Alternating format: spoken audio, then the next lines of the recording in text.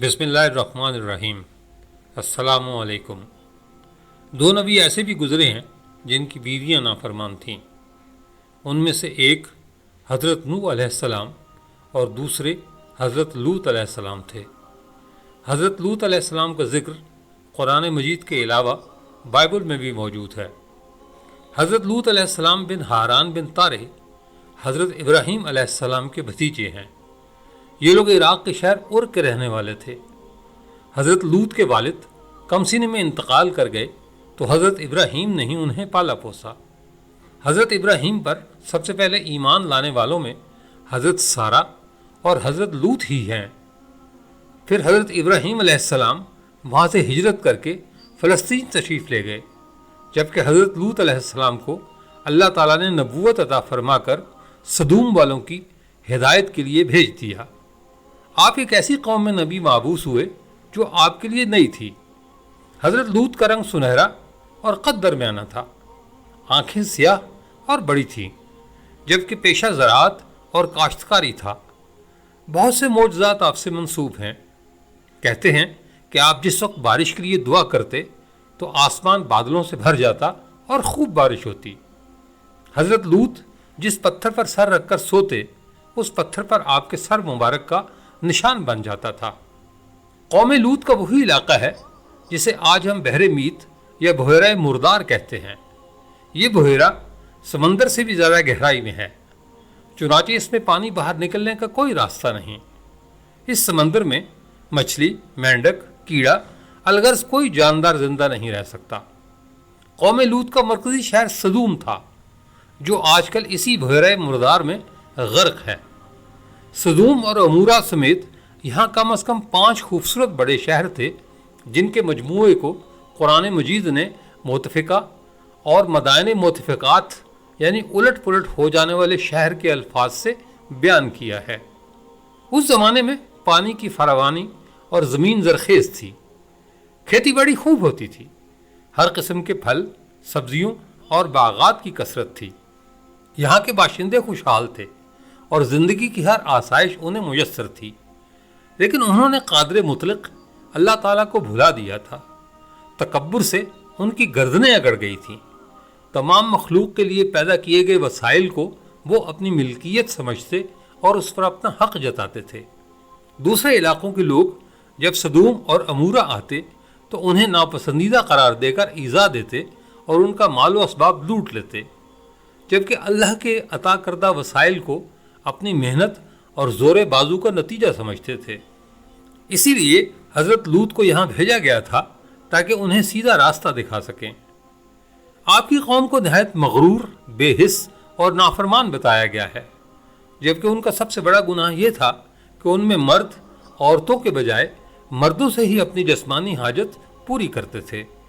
کہا جاتا ہے کہ خوشحالی کی وجہ سے اکثر جا بجا کے لوگ مہمان بن کر ان کی آبادیوں میں آیا کرتے تھے اور شہر کے لوگوں کو ان کی مہمان نوازی کا بار اٹھانا پڑتا تھا۔ اس لیے وہ مہمانوں کی آمد سے بہت کبیدہ خاطر اور تنگ ہو چکے تھے، مگر مہمانوں کو روکنے اور بھگانے کی کوئی صورت نظر نہیں آ رہی تھی۔ اس ماحول میں ابلیس لعین ایک بوڑھے کی صورت میں نمودار ہوا اور ان لوگوں سے کہنے لگا کہ اگر تم لوگ مہمانوں کی آمد سے نجات چاہتے ہو تو اس کی یہ تدبیر ہے کہ جب بھی کوئی مہمان تمہاری بستی میں آئے تو تم لوگ زبردستی اس کے ساتھ بدفعلی کرو۔ چنانچہ سب سے پہلے ابلیس خود ایک خوبصورت لڑکے کی شکل میں مہمان بن کر اس بستی میں داخل ہوا اور ان لوگوں سے خوب بدفعلی کرائی۔ اس طرح یہ فعل بد ان لوگوں نے شیطان سے سیکھا۔ پھر رفتہ رفتہ اس برے کام کے یہ لوگ اس قدر عادی بن گئے کہ عورتوں کو چھوڑ کر مردوں سے اپنی شہوت پوری کرنے لگے۔ حضرت لوط نے ہر ممکن طریقے سے ان لوگوں کو اس فعل بد سے منع کیا، لیکن انہوں نے ان کی ایک نہ مانی۔ صرف چند لوگ حضرت لوط پر ایمان لائے جنہیں آل لوط کہا جاتا ہے، لیکن ان میں حضرت لوط کی بیوی شامل نہیں تھی کیونکہ وہ مومنہ نہیں تھی۔ البتہ ان کی 2 بیٹیاں ان کے ساتھ تھیں۔ جب قوم لوط کی سرکشی اور بدفعلی قابل ہدایت نہ رہی تو اللہ تعالیٰ کا عذاب آ گیا۔ حضرت جبرائیل علیہ السلام چند فرشتوں کو ہمراہ لے کر آسمان سے اتر پڑے۔ یہ فرشتے نہایت حسین اور خوبصورت لڑکوں کی شکل میں مہمان بن کر حضرت لوط علیہ السلام کے پاس پہنچے۔ بعض جگہوں پر ان فرشتوں کی تعداد صرف 2 بتائی گئی ہے۔ ان مہمانوں کے حسن و جمال کو دیکھ کر اور قوم کی بدکاری کا خیال کر کے حضرت لوط علیہ السلام بہت فکر مند ہوئے۔ حضرت لوط کی بیوی نے اہل سدوم کو بتایا کہ ہمارے گھر خوبصورت مہمان آئے ہیں۔ چنانچہ تھوڑی دیر بعد قوم کے بدفعلوں نے حضرت لوط علیہ السلام کے گھر کا محاصرہ کر لیا اور ان مہمانوں کے ساتھ بدفعلی کے ارادے سے دیوار پر چڑھنے لگے۔ حضرت لوط علیہ السلام نے نہایت دل سوزی کے ساتھ ان لوگوں کو سمجھانا اور اس برے کام سے منع کرنا شروع کر دیا۔ بائبل کے مطابق آپ نے یہ پیشکش بھی کی کہ ان مہمانوں کو چھوڑ دو اور میری دونوں بیٹیوں کو لے جا کر ان سے جو چاہو کرو، مگر یہ بدفعل اور سرکش قوم اپنے بیہودہ جوابات اور برے اقدام سے باز نہ آئی۔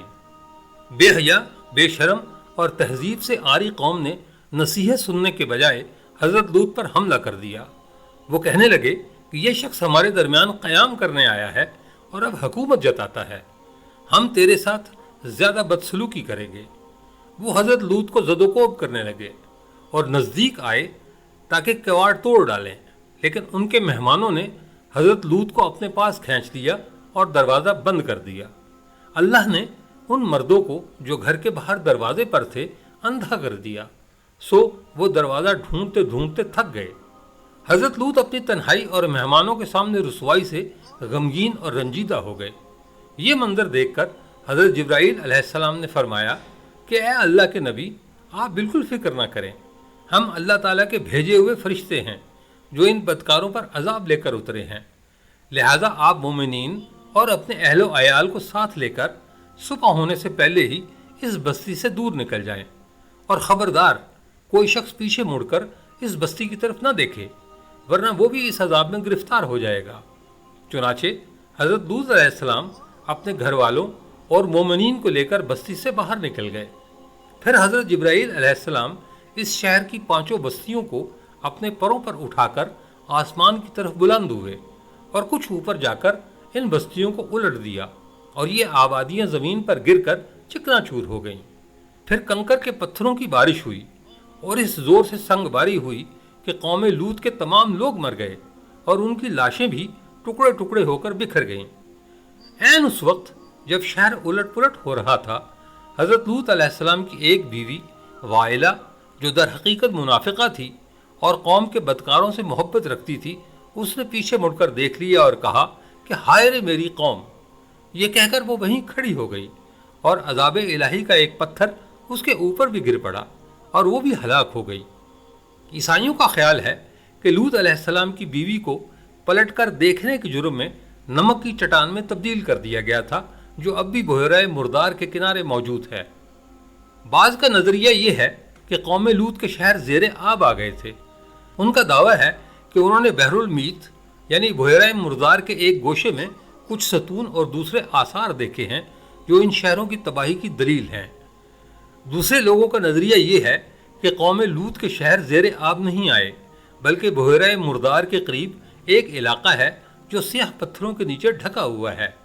امکان ہے کہ قوم لوط کے شہروں کی جگہ یہیں ہو۔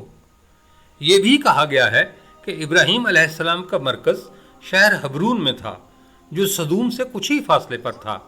چنانچہ جس وقت زلزلہ یا صاعقہ کے زیر اثر ان شہروں کو آگ لگی تو اس وقت ابراہیم علیہ السلام نے اس اٹھنے والے دھوئیں کو اپنی آنکھوں سے دیکھا تھا۔ حضرت لوط فرشتوں کی ہدایت کے مطابق اپنے متعلقین کے ہمراہ سدوم سے رات کے وقت نکل کر زغر نامی مقام پر پہنچ گئے۔ بہت سے مسلمانوں کا خیال ہے کہ حضرت لوط کا مقبرہ فلسطین میں بنی نائم شہر کے وسط میں ہے۔ مقبرہ ایک مستطیل مسجد کے اندرونی صحن اور مینار کے ساتھ واقع ہے۔ مسجد کے شمالی دروازے کا کنارہ بازنطینی دور کے پتھروں سے بنایا گیا ہے، جبکہ اس جگہ پر ممکنہ طور پر ایک چرچ تھا۔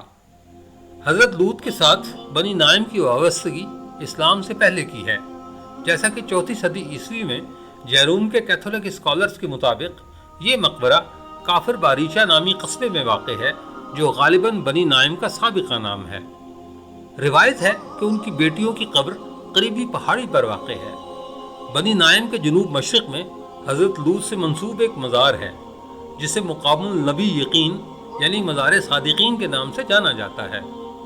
مقامی روایتوں کے مطابق حضرت لوط نے اس مقام پر دعا کی تھی اور ان کے پاؤں کے نشان اب بھی وہاں موجود ایک چٹان پر نظر آتے ہیں۔ دوستو، یہ تھا آج کا واقعہ۔ کامنٹ کر کے اپنی قیمتی رائے سے ضرور آگاہ کیجیے گا۔ ملتے ہیں اگلی ویڈیو میں۔ اپنا بہت سا خیال رکھیے گا۔ اللہ حافظ۔